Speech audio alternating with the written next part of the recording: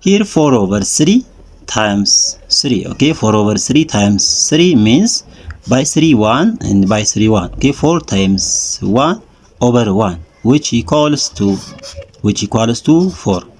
Then 4 divided by 4, which gives us 1.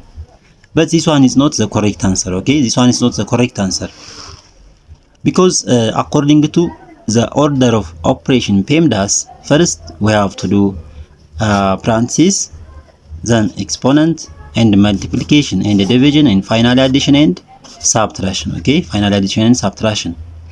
So multiplication and division has equal priority from left to right, work from left to right. The same is applies to addition and subtraction. Here one division and one multiplication. Okay, then division and multiplication has equal priority from left to right, so we have to divide this number first.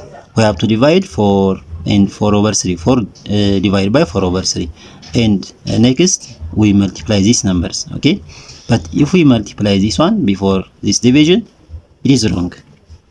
Therefore we have to divide this one first. Then according to the KCF rule, K stands for keep, C stands for change, and F stands for flip. Okay, so we have to keep the first number, and we change division into multiplication and flip the second fraction. Okay, 3 over 4. Okay, then times 5. Okay, here 4 times 3 over 4 times 5. Okay, it is only multiplication.